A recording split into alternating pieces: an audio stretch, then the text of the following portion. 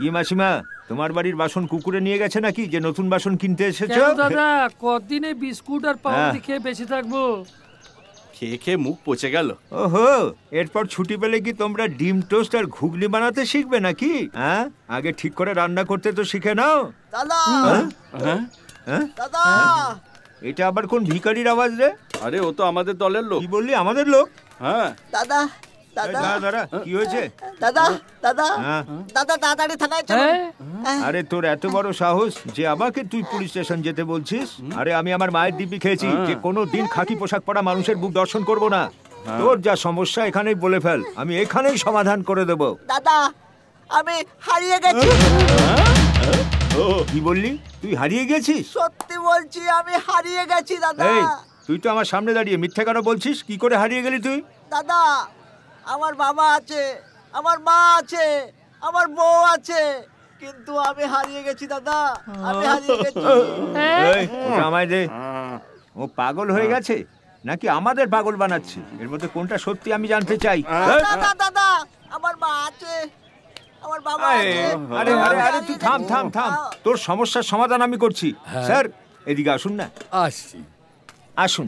আপনি কি আমার ক্লাসমেট? না না, পুরো এলাকাতে শুধু আপনি পড়াশোনা করেছেন, ব্যাস এই কথাটাই আমি আপনাকে বলতে চাইছি। আচ্ছা আচ্ছা, বলুন কি ব্যাপার? ব্যাপারটা হলো যে ও বলছে ওনাকে হারিয়ে গেছে। এখানেই তো রয়েছে, হাত পা পুরো শরীর এখানেই তো রয়েছে। স্যার আমি পুরো হারিয়ে গেছি স্যার। স্যার আমার বাবা আছে, আমার মা আছে, আমার বউ আছে, আমার ছেলেও আছে, কিন্তু আমি হারিয়ে গেছি দাদা, আমি হারিয়ে গেছি। কি ঝামেলায় ফেসে গেছে দাদা? আমার বাবাকে আপনারা বিরক্ত করছেন কেন? শুধু তোমার বাবাকেই না, আমাদেরকেও জ্বালাচ্ছে। ও বলছে ও নাকি কোথাও হারিয়ে গেছে। কি বলছে? হারিয়ে গেছে? দেখা খুঁজে পেয়েছে, আর কোনোদিন হারাবে না। চলো বাবা। আরে ও তো শুধু থাপ্পড় মেরেছে, আমি হলে তোকে প্রাণে মেরে ফেলতাম। তুই জিজ্ঞেস করছিস কেন মেরেছে? ও তোকে থাপ্পড় মারলো, তুই কি করে জানতে পারলি? হ্যাঁ, তুই তো হারিয়ে গেছিস না। এক থাপ্পড় মারবো। তোমরা আমার কথাটাই বুঝতে পারছো না। তাহলে বুঝিয়ে দে। আমি হারিয়ে গেছি এই কথাটার মানে কি আমি তোমাদের এক্ষুনি পরিষ্কার করে বলছি। দেখো, সব ক্লিয়ার হয়ে যাবে এক্ষুনি। এই ভোটার লিস্ট দেখো। আমার বাবা আছে, আমার মা আছে, আমার বউ আছে, ছেলে আছে, কিন্তু আমি নেই। স্যার আপনি জানেন, কাল আপনার ফিল্মের জন্য আমরা অনেক ভেবেচিন্তে সিন লিখেছি। প্রত্যেকটা সিন একটা করে টার্নিং নিয়ে আসবে। স্যার বেশি টার্নিং নিলে ধাক্কা লাগাই যাইবে। আমি একটা সিন কই, আপনি শুধু শোনেন। একটা কাক, একটা গাছ, কাকটা গাছের ওপর বাসা বানাইছে, একটাই বাসা বানাইছে, আর ওই একটা বাসাতে একটাই ডিম পেড়েছে। গাধা, কি ফালতু কথা বলছিস? চুপ কর, ডিম ফুটাইয়া বাচ্চা বেরোবে, তারপর না কাহিনী শুরু হবে। Hello hello hello hello hello, হতে আছে না?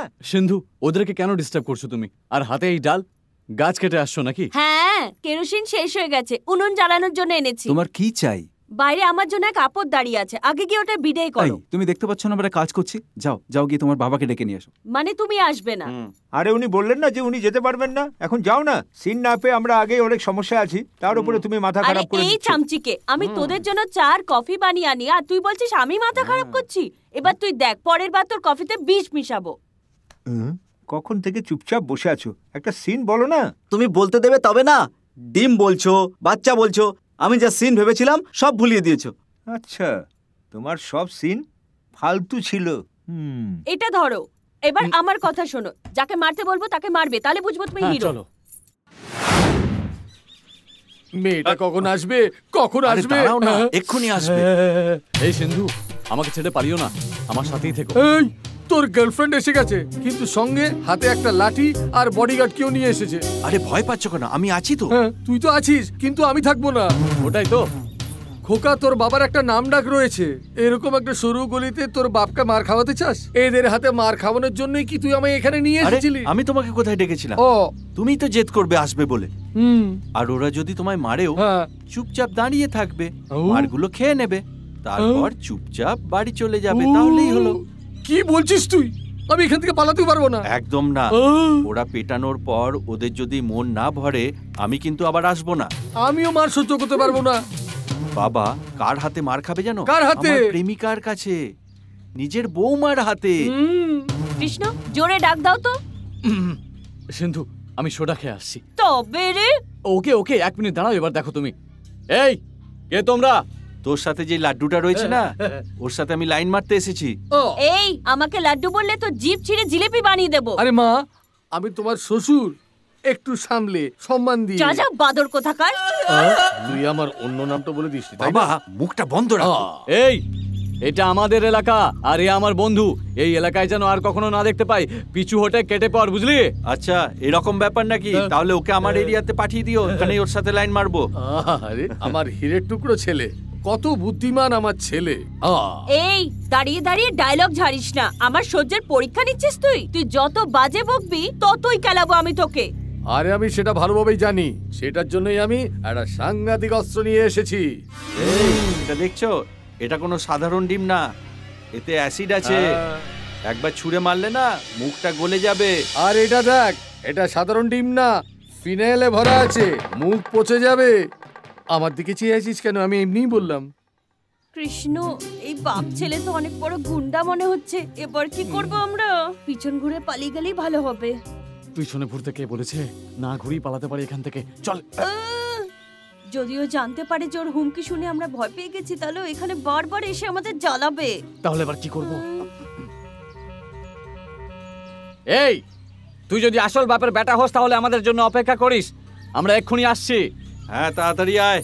আচ্ছা, ও যখন আমার গলা কাটতে আসবে তখন কি আমাকে পোজ দিতে হবে? আমি তোমাকে এই অবস্থায় ছাড়তে পারি?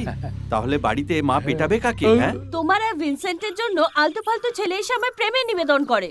এরকম কেন বলছো তা তুমি? নয় তো কি? তুমি তো জানো যে আমি ভিনসেন্টকে কতটা ভালোবাসি। তুমি তো ওকে আমার মনের কথা বলতে পারো। ওর মনে কি আছে আমি জানি না, আর আমি ওকে কিছু বলতেও পারবো না। ছোটবেলা থেকে আমি অনাথ আশ্রমে বড় হয়েছি, আর আমার মতনই ভিনসেন্টেরও কেউ নেই। ভিনসেন্টের যদি কেউ থাকে তাহলে শুধু ওর দাদু আছে। ছোটবেলা থেকে ভিনসেন্ট আমাকে ওর ভাইয়ের মতন ভালোবাসে। আমি ওকে বললে ও মানা করবে না, কিন্তু সিন্ধু, আমি আগে জানতে চাই ওর মনে কি আছে। আমি জানি না ও তোমাকে পছন্দ করে কিনা, তাই ওকে আমি জোর করতে পারবো না সিন্ধু। দেখো, ওকে জোর করো না, শুধু ওকে জানাও যে আমি ওকে ভালোবাসি আর ওর মনের কথা জানো। কি দাদা, আপনার কিছু হারিয়ে গেছে নাকি? আমি কিছু হারিয়েছি? আপনি কি করে জানলেন? কারণ আপনাকে দেখে খুব টেনশনে আছেন মনে হচ্ছে, তাই জিজ্ঞেস করলাম। দেখুন, আমি কিছু একটা হারিয়েছি, কিন্তু টাকা পয়সা নয়। এই জন্য আপনি সেটা খোঁজার চেষ্টা করবেন না, বুঝে গেছেন তো? আরে তুমি নিজের কাজ করো, এমনিতেই এলাকার লোকজন তোমার নামে নালিশ করছে।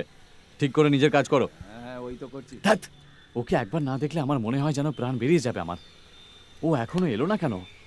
এই কথাটা শুধু তুমি না, পুরো এলাকা বলছে দাদা। পুরো এলাকা? কে বলছে আর কেন বলছে? আসলে যারা সকাল সকাল আমার মুখ দেখে দিন শুরু করে তাদের অনেকের ভালো চাকরিও হয়েছে, আবার অনেকের প্রমোশনও হয়ে গেছে। হ্যাঁ,